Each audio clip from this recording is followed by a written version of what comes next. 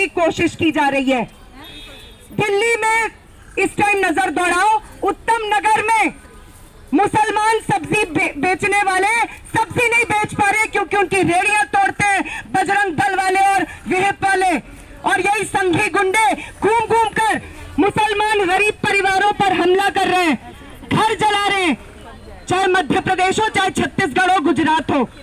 अगर आपको ये लग रहा है कि मेरे मसले से अलग बात है, मैं इस पर क्यों सोचूं, तो आप पछताओगे। ये आपके मसले से जुड़ी हुई बात है। अगर आपको ये लग रहा है मुझे तो मेरे काम की बात बताओ, अरे बहन, अगर तुम्हें नौकरी चाहिए थी, अगर मानदेय में वृद्धि चाहिए थी, वो क्यों चाहिए थी? क्यों चाहिए? क्योंकि महंगाई बढ़ रही है। आप ही लोग तो बोलते थे, इंटरव्यू देते थे कि महंगाई इतनी बढ़ गई लेकिन मानदेय तो उतने का उतना ही रहा, बच्चों की स्कूल की फीस इतनी बढ़ गई लेकिन मानदेय तो उतने का उतना रहा। सारे धन्ना सेठों ने, सारे नेता मंत्रियों ने अपने वेतन भत्तों में कई गुना की वृद्धि कर दी, हमें नहीं, लेकिन उस तरीके की वृद्धि दी जा रही है। यही तो आप लोग कहते थे।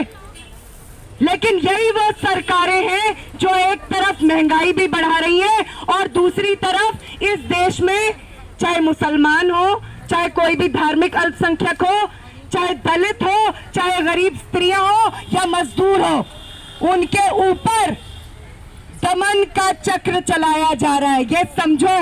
आज अगर आप अपने हक अधिकार के लिए यहां बाहर बैठे हो और अंदर नहीं बैठ पा रहे हो, ये कौन करवा रहा है? ये वही सरकारें करवा रही हैं जिनको हिंदू मुसलमान करने से फुर्सत नहीं मिलती है। ये आज पूरे देश को सांप्रदायिकता की आग में झोंक रहे हैं। ये बात समझो, बहुत देर हो जाएगी। कोई यूनियन इसमें फर्क कर सकती है कि हम किसको मेंबरशिप देंगे, धर्म के आधार पर किसको नहीं देंगे, लेकिन इस देश में यह फर्क किया जा रहा है। आपको पता है सीएए एनआरसी के टाइम पे क्या हो रहा था? नागरिकता किनको देंगे?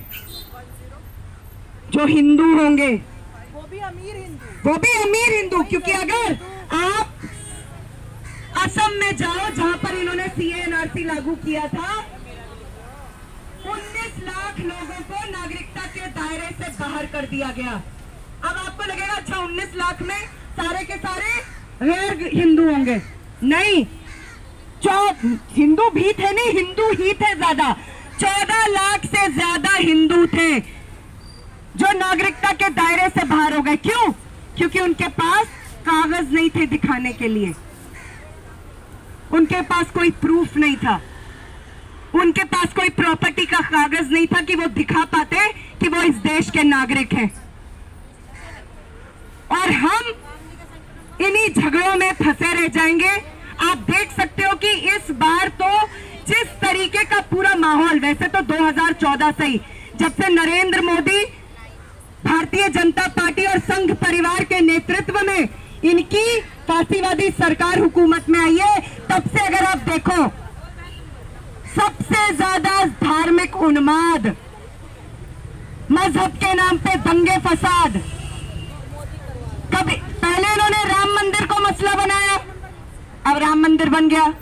आप सोचोगे राम मंदिर बनने से कुछ तो फायदा होता? बन गया, अब तो बन ही गया। कोर्ट ने तो बता ही दिया बन जाएगा, तो बन ही गया। वो मांग तो रहे चंदा। लेकिन आपको ये लगेगा अब वो बन गया तो लगता है कि मैं अब तो इस बार तो पक्का कर्मचारी बनी जाऊंगी। बन गई। हमारी बहनें भी डालती रहती है बीच बीच में ग्रुप्स में मैसेज कि इस मैसेज को 12 व्हाट्सएप ग्रुप्स में सर्कुलेट करो। मैसेज क्या होता है कि अब से हम न्यू ईयर नहीं मनाएंगे, अब से हम हिंदू नव वर्ष मनाएंगे। कईयों ने तो अपनी डीपी भी वही लगा रखी है। उससे क्या हो जाएगा?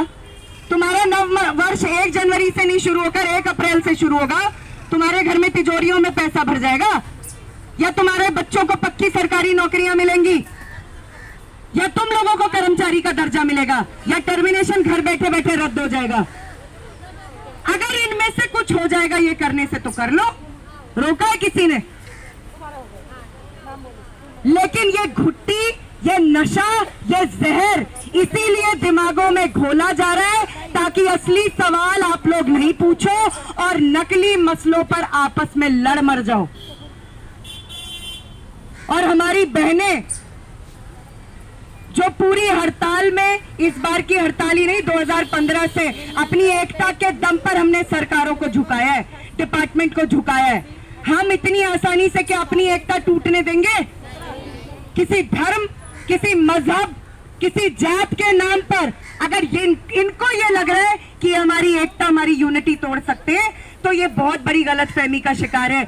लेकिन बहनों, ये कहना आसान है, इसको करके भी दिखाना होता है, क्योंकि ये हमारे जीवन में, हमारे आसपास के इलाकों में, हमारे पड़ोस में अपना जहर घोलने का काम लगातार कर रहे हैं। और जिस अखबार की बात, जो बात प्रियंवदा कर रही थी, वो बेहद जरूरी है। लेकिन हमारी बहनों को, अगर अभी मैं ये बोल दूं बहनों, ये है कि 22 तारीख को जो कोर्ट की हियरिंग है, उसमें ना आपका टर्मिनेशन वापस होगा। सबके कान ऐसे हो जाएंगे, ओह वाह, टर्मिनेशन वापस हो जाएगा। ऐसे वापस कुछ नहीं होता है। पहले जो आप ये नहीं समझ पा रहे हो कि टर्मिनेशन हुआ क्यों है, वो भी इसी सिस्टम का किया धरा है, इन्हीं चुनावबाज पार्टियों का किया धरा है।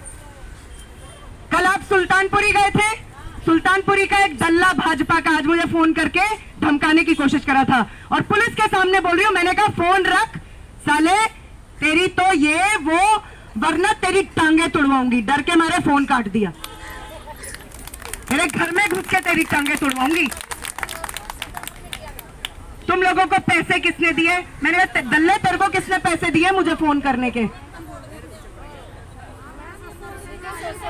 इनकी देखो, इनकी इस टाइम हालत खराब है। इनकी हालत इसलिए खराब है क्योंकि नाक में दम करो अभियान के तहत इनका जीना मुहाल है। दिल्ली में इनकी थू-थू हो रही है, और दिल्ली में ही नहीं, बाकी जगह भी इनकी थू-थू हो रही है। मेरे कई बाकी जगह जो मित्र हैं, जो दोस्त हैं, जो तमाम साथी हैं, उन्होंने बताया महाराष्ट्र से, केरल से, कि हम आपके अभियानों का यहाँ पर सुनते हैं और हमें ये पता चलता है कि इनकी तो बहुत ज्यादा इस वक्त बेइज्जती हर जगह हो रही है। हमने कहा हाँ, हमारी बहनें कर रही हैं, और हमारी बहनें सुनिश्चित करेंगी कि इस बार इनको असली टक्कर हम देंगे। निगम चुनावों में, जिसको टालने के लिए ये दोनों पार्टियां लगी हुई हैं, है ना, अचानक इन्होंने निगम चुनाव जो है टाल दिए, डब्बा गुल दोनों पार्टियों का। पहले ये केजरीवाल थोड़ा उछल कूद मचा रहा था, लेकिन लगता है कि अंदर से कोई सीबीआई इंक्वायरी की धमकी चली गई है। ऐसे ही तो करता है ना अमित शाह, मोटा भाई चिकारा, वन एंड ओनली चिकारा, वो फोन घुमाता है सीबीआई, हाँ, फिर वो एनफोर्समेंट डायरेक्टोरेट, और सबने ही वो, जैसे अभी सत्येंद्र जैन के खिलाफ मामला है ना, सत्येंद्र जैन ने आय से ज्यादा संपत्ति इकट्ठी की है। क्या नई बात है इसमें? आय से ज्यादा संपत्ति तो हर किसी ने इकट्ठी की है। वो मोटा भी ऐसे ही मोटा नहीं हुआ है अमित शाह, है ना। जैसे हमारी बहुत सारी बहनें कहती, अरे नरेंद्र मोदी तो छड़ा है। वैसे तो छड़ा नहीं है, शादी हुई है उसकी, लेकिन हाँ, नरेंद्र मोदी तो अकेले, वो भ्रष्टाचार किसके लिए करेगा भाई? हर कोई परिवार जो होता है वो वाला परिवार नहीं होता, उसका एक दूसरा परिवार है, अंबानी अडानी, वो उनके लिए भ्रष्टाचार करता है। उसने अपना दूसरा ही परिवार स्टार्ट कर रखा है। बाकी तो उसके कारनामे कभी आपको सुनने होंगे तो अलग से एक इस पर बातचीत रखी जा सकती है कि लड़कियों का पीछा करवाना, नौजवान लड़कियों का पीछे कैसे करवाते हैं, हमारे प्रधानमंत्री जी का प्रिय शौक है, उनके तमाम शौकों में से एक है, और वो अपने इसी अमित शाह नुमा से करवाते हैं। लेकिन ये आप अभी सोचोगे कि आपके अभियान का असर नहीं हो रहा है, तो असर हो रहा है। इनको बहुत फर्क पड़ रहा है। इनकी इतनी थू-थू शायद ही कभी हुई होगी, और वाकई में जो इस अभियान का नाम है वो इनके साथ हो रहा है। इनकी नाक में दम हो रहा है।